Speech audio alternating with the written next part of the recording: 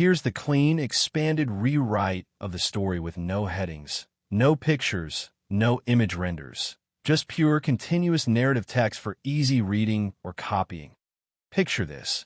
I'm standing on my own land, hands raw and blistered from 3 grueling weekends of hard work. The fresh cedar scents still thick in the air like a promise kept. Birds are chirping overhead, almost like they're cheering me on as I admire the sturdy bridge I built with my own sweat, hard-earned cash, and every ounce of love I have for my kids.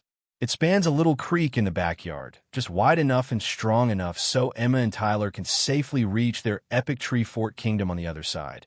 No more slipping on wet rocks or wading through unexpectedly deep water. The railings are solid. The non-slip treads are in place because safety is never optional for a dad who's seen too many accidents on job sites, and the concrete footings are poured deep to last generations. Tyler immediately dubbed it the coolest bridge in the universe, and Emma, my usually phone-obsessed 12-year-old, even put her device down to help me stain the railings, laughing as the brush dripped onto our old jeans. For the first time in months since the divorce, life felt like it might actually be okay. Then came the screech of expensive tires on gravel. A gleaming black Mercedes SUV, worth more than most houses around here, pulled up and outstepped Bethany Cromwell, the self-appointed empress of Willowbrook Estates. 52 years old, married to Dr. Richard Cromwell, who owns half the county's dental practices, she lives in the neighborhood's crown jewel, a mansion with a circular driveway and a lawn manicured twice a week by professionals. She's been HOA president for 6 long years, cruising the streets at exactly 25 miles per hour in that vehicle with the HOA Prez vanity plates, clipboard always in hand like a scepter. Neighbors whisper she measures grass height with a ruler, not as a joke. This woman once called an emergency meeting because someone's mailbox was 2 inches too tall. 2 inches. She struts across my lawn in $200 yoga pants, heels clicking like a military march, fake smile plastered on while her eyes stay cold as winter steel. "Good morning, Mr. Morrison," she chirps, pronouncing my name like it's contagious. "I trust you're enjoying your new home in our lovely community." The emphasis on "our" makes my jaw tighten. She's already positioning me as an outsider, a blue-collar electrician in a pickup truck who doesn't belong in her country club vision. I keep it simple. Morning. Years of dealing with angry customers taught me silence is often the best tool. But Bethany's just warming up. She flips through papers theatrically, letting me see the official letterhead and stamps. The sharp, expensive perfume cuts through the crisp autumn air like a warning shot. "I'm afraid there's a compliance issue with your recent construction project." She gestures at my bridge like it's a crime scene.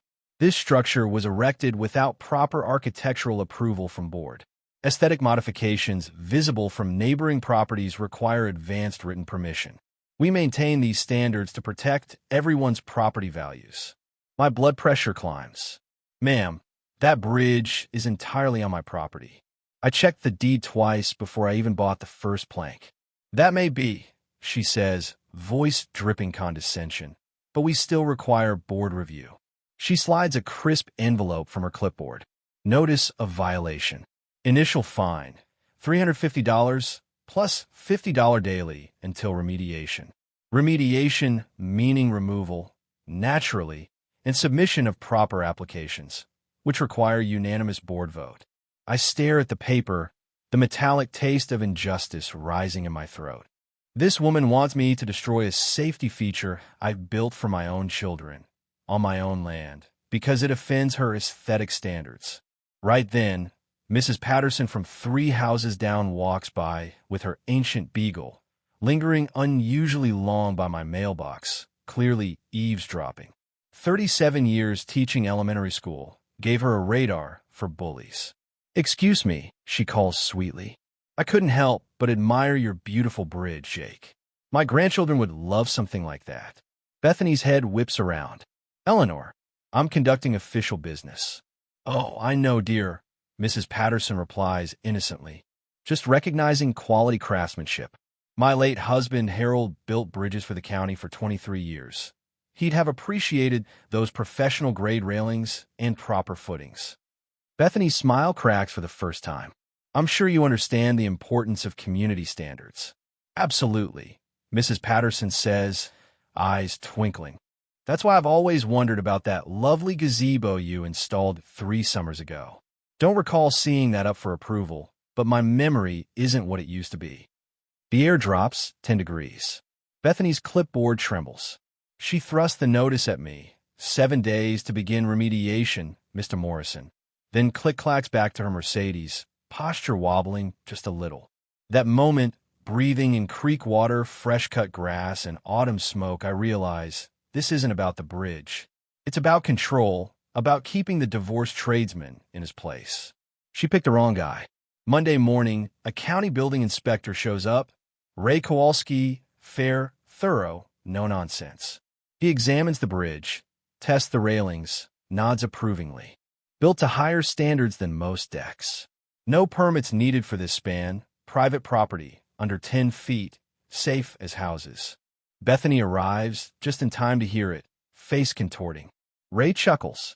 Ma'am, HOA rules don't override county codes or property rights. He turns to me.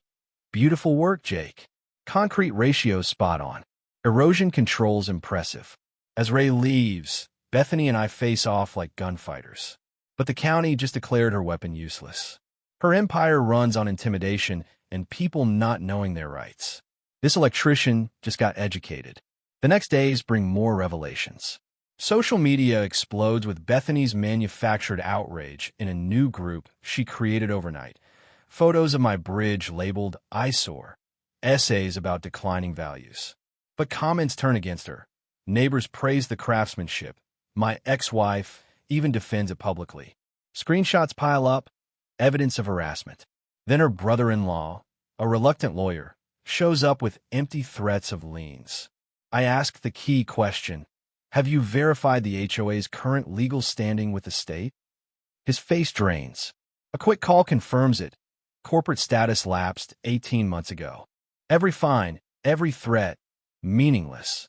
Mrs. Patterson shares her secret folder. Years of documentation proving selective enforcement, $12,000 extorted, deposits into Bethany's personal account. Pattern clear, single moms, elderly, minorities targeted. Fraud, embezzlement. We rally neighbors in my living room. War room of papers, fury, and cold coffee. Coordinated complaints fly to the Attorney General, police, BBB. Media gets tipped. Explosive meetings follow. Bethany's Photoshop danger slides exposed. Victims share stories. Channel 7 cameras rolling. She crumbles under the weight of her own desperation. Tuesday's annual meeting is packed. 47 households, standing room only. I lay out the evidence. Expired authority, fraudulent deposits, discrimination. Deputy serves papers. Bethany resigns within 24 hours. Agrees to repay every cent through court plan. 6 months later, I stand on the bridge, now called Freedom Bridge, carved by Tyler, watching Em and Tyler teach neighborhood kids to cross safely. The railings are worn smooth from tiny hands. Property values rose thanks to our new community amenity. New HOA leadership. Mrs. Patterson as president. Term limits, transparency, audits. Stolen funds become scholarships, Cree conservation, an annual bridge festival with food trucks, contests, bonfires, laughter echoing across the water. Bethany moved to a condo association where rules are strict and enforced by pros. She's happier following than making them. Dr. Cromwell jogs with a real smile now. My bridge started as a dad's simple project for his kids' safety. It became a symbol. What happens when regular people refuse to be intimidated by suburban tyrants in designer yoga pants? If you've got your own HOA nightmare, drop in the comments. I read every one. Smash like, subscribe, hit the bell for more justice stories. Next week, the neighbor who tried to steal my parking spot. Some people never learn about messing with electricians who read the fine print. Quick disclaimer. This is a fictionalized narrative inspired by real-life HOA themes, created for entertainment. Any similarities to real people or events are coincidental. All pictures removed. Let me know if you'd like any further adjustments. Rocket.